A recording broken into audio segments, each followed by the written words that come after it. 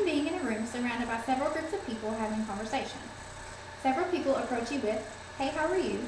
and other conversation starters. As you gather what they are saying and respond, you get a funny look as they start to yell and talk a little slower.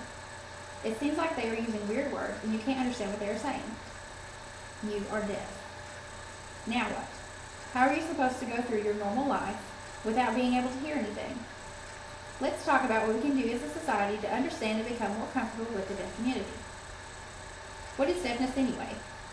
Deafness is defined by partial or complete hearing loss in one or both ears, which can be caused by age, illness, and genetics. According to the National Institute on Deafness and Other Communication Disorders, approximately 36 million adult Americans suffer some type of hearing loss. The deaf community is deafness perceived as a culture rather than a disability, which is characterized by having its own language, American Sign Language. The community may include family members of deaf people and sign language interpreters who identify with deaf culture and does not automatically include all people who are deaf or hard of hearing. There is a positive attitude toward being deaf, and it is typical in deaf cultural groups that deafness is not generally considered a condition that needs to be fixed. The use of sign language is central to the deaf cultural identity.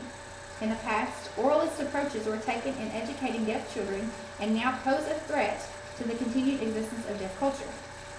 Deaf communities strongly oppose discrimination against deaf people, just as we oppose the discrimination of all people, and members of the deaf community tend to view deafness as a difference in human experience rather than a disability.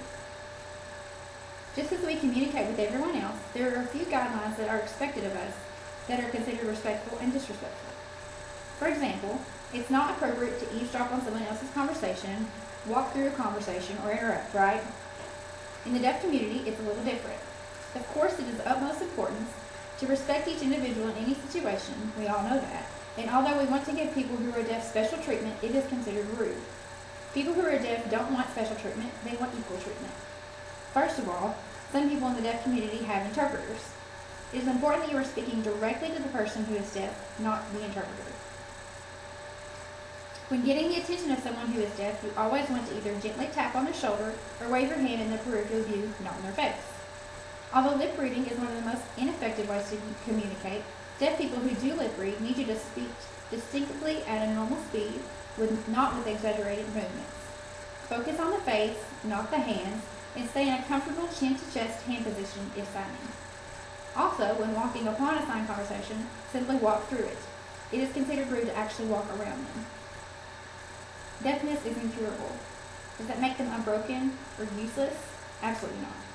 Most of you may not be aware of the famous people who have impacted our lives today that have a deaf background. Ludwig Beethoven, composer and musician of classical movements, was born deaf. Alexandria Graham Bell, whose mother and wife were both deaf, developed the telephone and other hearing devices in advocating the deaf community.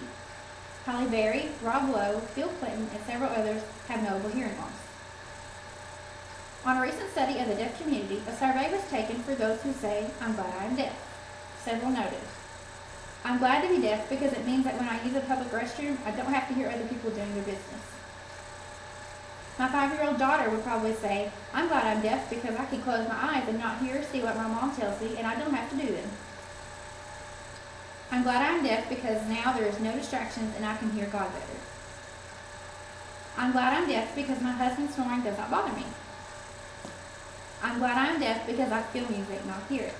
People who are hearing really miss out on the true emotion of it.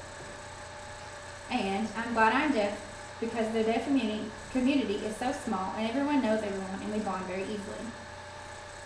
How can I be more comfortable with someone who may be deaf? It isn't easy by any means. The number one aspect of becoming comfortable is a willingness to learn. Submerging yourself in a conversation with someone who is deaf is the first step. Keeping deaf etiquette, maintain your focus on their face at all times and make eye contact. Don't be afraid to look silly or show emotion. Expressing meaning and ideas is key to communication, especially in the deaf community. To take a step even further, try and learn the gist of sign language. Most of the signs in ASL are similar to English, so it isn't too difficult to learn. The more comfortable you are with the signs, the more confident you will be in communicating. Using gestures and visual cues, pointing to objects, and acting out situations is another easy way to communicate. Technology plays a huge role in the deaf culture, so don't be afraid to pull out your phone or computer to text or type. Although the thought of being or becoming deaf seems scary and unimaginable, and you aren't quite sure how to communicate with those who are deaf, you just have to put yourself in their shoes. Those who are deaf want to know that you understand them, so don't be afraid to ask questions. They want to help you become a part of their everyday lives just as we want to become a part of theirs.